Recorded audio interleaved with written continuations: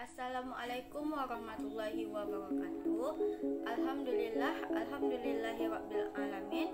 Wassalatu wassalamu ala asyrafil anbiya'i wal mursalin wa ala alihi washabbihi rasulillahi ajmain. Amma ba'du. Pertama-tama marilah kita panjatkan puji dan syukur kepada Allah Subhanahu wa taala yang telah memberikan rahmat dan hidayahnya sehingga kita masih diberi kesehatan sampai saat ini. Salawat dan mengirim salam mari kita hadiahkan kepada junjungan besar Nabi Muhammad SAW dengan mengucapkan Allahumma sholli ala sayyidina Muhammad wa ala ali sayyidina Muhammad. Baik, kami dari kelompok 4 akan menjelaskan tentang ekuitas. Di sini saya Fidian Hidayah sebagai moderator akan dibantu rekan-rekan saya untuk menjelaskan materi ini. Adapun rekan-rekan saya yaitu Dini Noviana, Hilda Amelia, dan Rani Sawitri. Untuk tidak memperpanjang waktu, kepada mereka saya persilakan. Assalamualaikum warahmatullahi wabarakatuh. Saya Dini Noviana. Di sini saya akan menjelaskan tentang ekuitas. Ekuitas adalah hak residual atas aset bank setelah dikurangi semua kewajiban. Unsur ekuitas dapat disubklasifikasikan dalam neraca menjadi pos-pos ekuitas. Misalnya, modal disetor, tambahan modal disetor, saldo laba, cadangan umum, dan cadangan tujuan yang disajikan dalam pos-pos terpisah. Baiklah, di sini komponen ekuitas untuk bank antara lain terdiri dari modal, dana setoran modal sampai ekuitas, surplus revaluasi aset tetap, dan saldo laba. Baiklah, di sini saya akan menjelaskan tentang modal. Yang pertama, definisi. Modal dasar adalah seluruh nilai nominal saham sesuai dengan anggaran dasar. Modal disetor adalah modal yang telah efektif diterima bank sebesar nilai nominal saham. Tambahan modal disetor atau agio saham yaitu selisih lebih setoran modal yang diterima oleh bank sebagai akibat harga saham yang melebihi nilai nominalnya. Modal sumbangan yaitu sumbangan yang berasal dari pemilik saham dalam bentuk dana atau aset lainnya termasuk pengambilan saham pemilik. Baiklah, yang kedua, dasar pengaturan yaitu SAK Etap Bab 19 tentang ekuitas dan Undang-Undang Nomor 40 Tahun 2007 tentang perseroan terbatas. Yang ketiga, penjelasan. Yang pertama, modal disetor yaitu bagian dari modal ditempatkan yang telah disetor penuh oleh pemegang saham. Yang kedua, tambahan modal disetor yaitu merupakan bagian dari modal ditempatkan yang telah disetor penuh oleh pemegang saham. Yang ketiga, modal sumbangan yaitu sejumlah uang atau barang modal yang dapat dinilai dengan uang yang diterima dari pihak lain yang bersifat hibah dan tidak mengikat. Selanjutnya, yang keempat, perlakuan akuntansi. Yang pertama, pengakuan dan pengukuran yaitu modal disetor. Modal disetor diakui pada saat penerimaan setoran modal baik berupa dana, kas maupun aset non-kas. Modal disetor dicatat berdasarkan jumlah uang yang diterima dan nilai wajar aset non-kas yang diterima. Pengeluaran saham dicatat sebesar nilai nominal yang bersangkutan. Baiklah, tambahan modal disetor atau agio saham. Tambahan modal disetor diakui pada saat penerimaan setoran modal dari pihak ketiga baik berupa dana kas maupun aset non-kas. Penambahan pos tambahan modal disetor diakui pada saat dilakukan penambahan setoran kas oleh pemilik sebesar kas yang diterima. Dilakukan penambahan setoran aset non-kas sebesar nilai wajar aset non-kas yang diterima. Baiklah, modal sumbangan. Modal sumbangan diakui pada saat diterimanya sumbangan berupa kas atau aset non-kas dari pemilik. Dan modal sumbangan berupa kas dinilai sebesar kas yang diterima. dan sumbangan berupa aset non-kas dinilai sebesar nilai wajar aset non-kas yang diterima. Yang kedua, penyajian. Penyajian modal dalam neraca harus dilakukan sesuai dengan ketentuan pada anggaran dasar bank dan peraturan yang berlaku serta menggambarkan hubungan keuangan yang ada. Modal dasar, modal ditempatkan, modal disetor, nominal, nilai nominal, dan banyaknya saham untuk setiap jenis saham harus dinyatakan dalam neraca. Tambahan modal disetor disajikan dalam kelompok pos ekuitas. Modal sumbangan disajikan dalam kelompok pos ekuitas sesudah akun tambahan modal disetor. Baiklah, yang kelima, ilustrasi jurnal dalam modal disetor. Salah satunya, pada saat penyetoran modal secara tunai pada nilai nominal, yaitu ayat jurnalnya, kas atau rekening di debit, modal disetor di kredit. Dan modal sumbangan pada saat menerima modal sumbangan dari pemilik dalam bentuk kas, yaitu ayat jurnalnya, kas atau nilai nominal di debit, dan modal sumbangan di kredit. Baiklah, yang keenam, pengungkapan. Hal-hal yang harus diungkapkan antara lain: yang pertama, hak dan keistimewaan dari suatu golongan saham atas dividen dan pelunasan modal pada saat likuidasi dalam hal terdapat lebih dari satu jenis saham. Yang kedua, pembatasan yang melekat pada setiap jenis saham, termasuk pembatasan atas dividen dan pembayaran kembali atas modal. Yang ketiga, jumlah tunggakan dividen atas dasar preferen dengan hak dividen kumulatif tiap saham dan jumlah keseluruhan dividen periode sebelumnya. Yang keempat, perubahan atas modal yang ditanam dalam tahun berjalan. Yang kelima, agio saham. Yang keenam, rincian modal sumbangan. Dan yang ketujuh, nama-nama penyumbang. Assalamualaikum warahmatullahi wabarakatuh. Saya Hilda Amelia. Baiklah, saya akan melanjutkan penjelasan dari teman saya Dini Novina, yaitu tentang dana setoran modal ekuitas. Dana setoran modal adalah dana yang telah disetor penuh untuk tujuan penambahan modal, namun belum didukung dengan kelengkapan persyaratan untuk dapat digolongkan sebagai modal yang disetor, seperti pelaksanaan rapat umum, pemegang saham maupun pengesahan anggaran dasar dari instansi yang berwenang. Pada dasar pengaturan, ekuitas sebagai bagian hak pemilik dalam entitas harus dilaporkan sedemikian rupa, sehingga memberikan informasi mengenai sumbernya secara jelas dan disajikan sesuai dengan peraturan perundangan dan akta pendirian yang berlaku. Dana setoran modal adalah dana yang secara efektif telah disetor penuh oleh pemegang saham ataupun calon pemegang saham dalam rangka penambahan modal, tetapi belum memenuhi aspek legalitas dan kelengkapan persyaratan untuk dapat digolongkan sebagai modal yang disetor. Perlakuan akuntansi. Dalam pengakuan dan pengukuran, dana setoran modal diakui sebesar jumlah dana yang memenuhi ketentuan permodalan yang berlaku. Dan dalam penyajian, dana setoran modal disajikan dalam pos tersendiri setelah pos modal. Ilustrasi jurnal. Yang pertama, pada saat dana setoran modal diakui oleh otoritas, debitnya terdapat pada penempatan pada bank umum dan kreditnya pada dana setoran modal. Dan yang kedua, pada saat dana setoran modal telah didukung dengan kelengkapan dokumen sesuai dengan ketentuan perundang-undangan yang berlaku, dan debitnya terdapat pada dana setoran modal dan kredit terdapat pada modal yang disetor.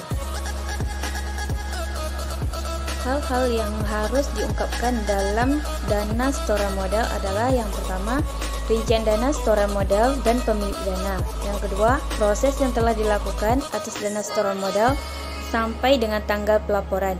Dan yang ketiga, dana setoran modal yang telah digunakan oleh bank. Sekian dari saya, selanjutnya akan disampaikan oleh teman saya Rani Savitri. Assalamualaikum warahmatullahi wabarakatuh. Saya Rani Savitri Dan di sini saya akan melanjutkan penjelasan tentang surplus revaluasi aset tetap. Nah, definisi dari surplus revaluasi aset tetap ini adalah selisih antara nilai revaluasi dengan nilai tercatat aset tetap dan inventaris sebelum dilakukan revaluasi. Kemudian penjelasan tentang surplus revaluasi tetap. Penyimpangan dan pengaruh dari penggunaan konsep selain biaya perolehan harus dijelaskan dalam laporan keuangan.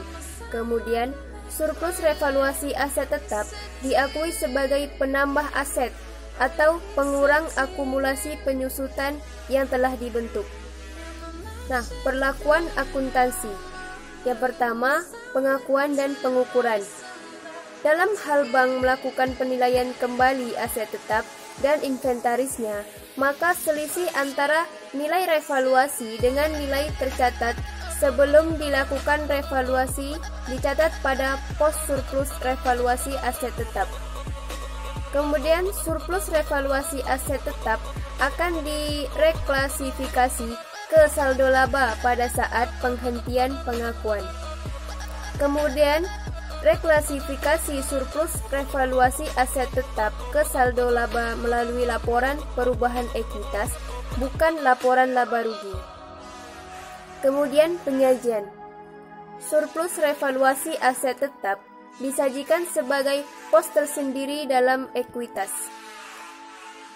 Ilustrasi jurnal.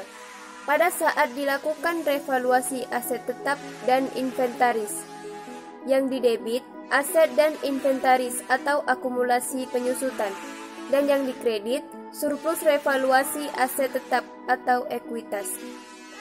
Kemudian, pada saat reklasifikasi surplus revaluasi aset tetap ke saldo laba atau saat penghentian pengakuan, jurnalnya yang didebit kas atau rekening, akumulasi penyusutan, dan yang dikredit aset tetap dan inventaris dapat terjadi keuntungan atau kerugian. Didebit surplus revaluasi aset tetap, dikredit saldo laba. Kemudian pengungkapan. Hal-hal yang harus diungkapkan antara lain: yang pertama, kebijakan akuntansi untuk revaluasi aset tetap dan inventaris. Dan yang kedua, dasar yang digunakan untuk melakukan revaluasi aset tetap dan inventaris. Kemudian yang ketiga, tanggal efektif revaluasi aset tetap dan inventaris. Yang keempat, pihak yang melakukan penilaian. Yang kelima, dasar penentuan nilai revaluasi aset tetap dan inventaris.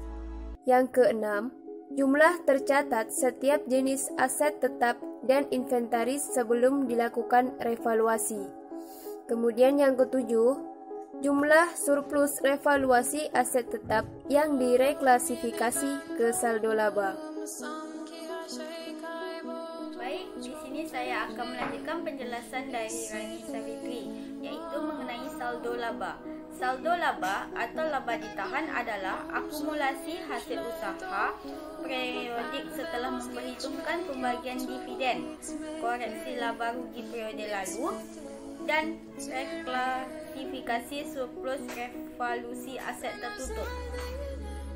Saldo laba dikelompokkan menjadi cadangan tujuan, yaitu cadangan yang dibentuk dari laba neto setelah pajak yang tujuan penggunaannya telah ditetapkan. Cadangan umum, yaitu cadangan yang dibentuk dari laba neto setelah pajak yang dimaksudkan untuk memperkuat modal, dan saldo laba yang belum ditentukan tujuannya terdiri dari laba rugi periode lalu yang belum ditetapkan penggunaannya dan laba rugi periode berjalan. Dasar pengaturan SAK Etap Bab 19 tentang ekuitas, Undang-Undang Nomor 40 Tahun 2007 tentang perseroan terbatas. Saldo laba yang tidak tersedia untuk dibagikan sebagai dividen karena pembatasan-pembatasan tersebut dilaporkan dalam pos tersendiri yang menggambarkan tujuan pencadangan yang dimaksud. Pelakuan akuntansi A. Pengakuan dan pengukuran. Saldo laba tidak boleh dibebani atau dikredit dengan pos-pos yang seharusnya diperhitungkan pada laba rugi tahun berjalan. Pembagian dividen diakui sebagai pengurangan saldo laba ketika dividen dideklarasikan.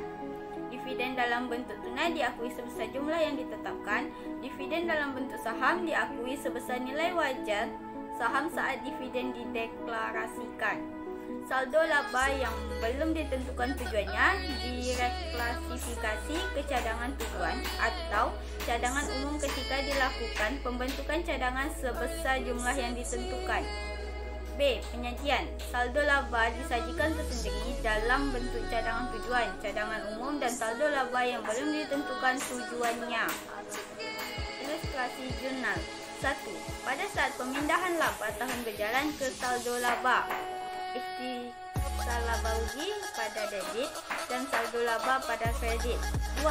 Pada saat pemindahan rugi tahun berjalan ke saldo laba pada debit dan ikhtisar laba rugi pada kredit.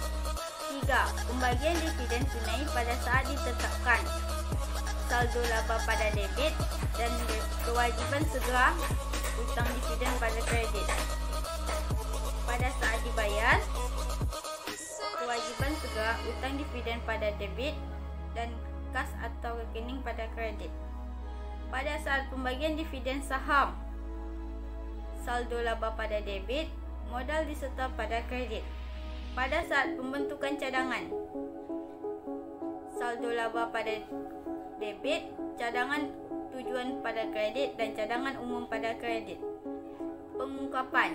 Hal-hal yang harus diungkapkan antara lain: 1. Penjatahan dan pemisahan saldo laba, penjelasan jenis penjatahan dan pemisahan, tujuan penjatahan dan pemisahan saldo laba, serta jumlahnya termasuk perubahan akun-akun penjatahan atau pemisahan saldo laba.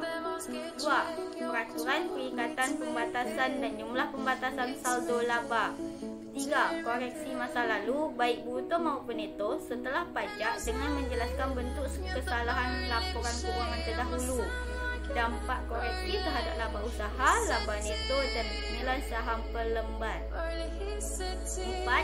Jumlah dividen dan dividen per lembar saham termasuk keterbatasan saldo laba tersedia bagi dividen.